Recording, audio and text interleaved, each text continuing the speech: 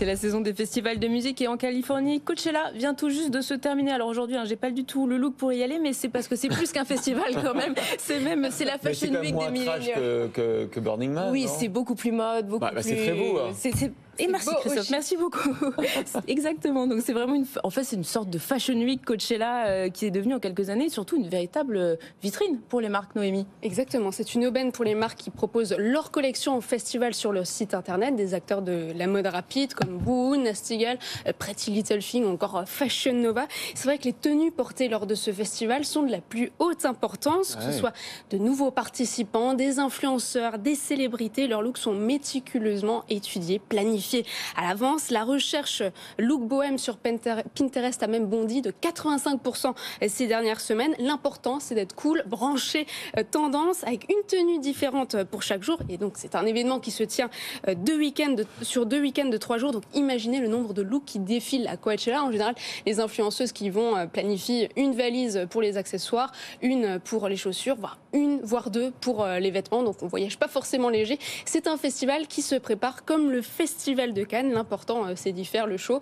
et potentiellement de faire partie de la sélection de looks stylés dans les magazines ensuite. Anthony Morel, il est plus Burning Man. Ouais, c'est ça. Non, mais c'est marrant parce qu'il y a un vrai décalage entre un peu l'histoire de ces festivals Coachella, Burning Man, qui ont commencé comme des trucs un peu hippie, ambiance anticapitaliste, et qui se retrouvent maintenant les vitrines des grandes marques et des influenceurs. Je trouve ça assez marrant. Ouais, et d'ailleurs, Noémie, plus malin encore, une marketplace est devenue partenaire officiel du festival Coachella. Il s'agit de Revolve. Oui, un pure player américain qui a tout compris, qui a créé son propre festival, le Revolve Festival. Alors sa stratégie, c'est le marketing d'influence, l'entertainment.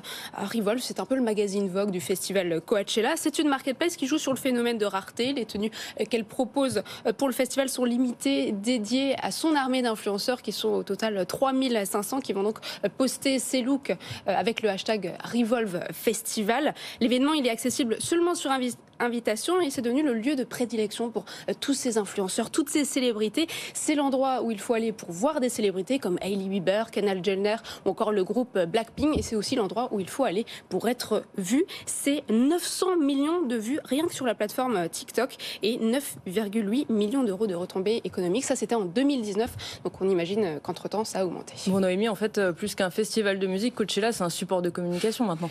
Oui, exactement. C'est un festival qui a développé sa renommée en attirant les célébrités, mais les moyens mis en avant par les marques ont amplifié ce phénomène de médiatisation. Les entreprises de mode, du luxe, des cosmétiques, elles invitent les influenceurs sur place comme ambassadeurs.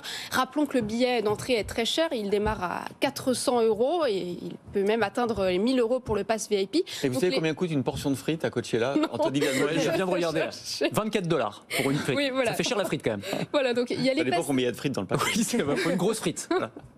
Donc ce qui est intéressant, c'est que les entreprises, elles offrent ces passes VIP parce qu'il y a aussi le déplacement en avion à compter, il faut se loger, se nourrir, et puis comme tu l'as dit, les activités sont payantes, il y a les manèges, les ateliers do it yourself, et certaines marques vont même jusqu'à créer des expériences immersives sur place. C'est le cas d'Yves Saint Laurent qui a imité une station-service de luxe. Calvin Klein a créé sa propre maison.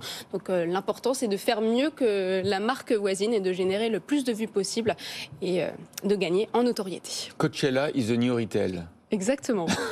Merci Noémie.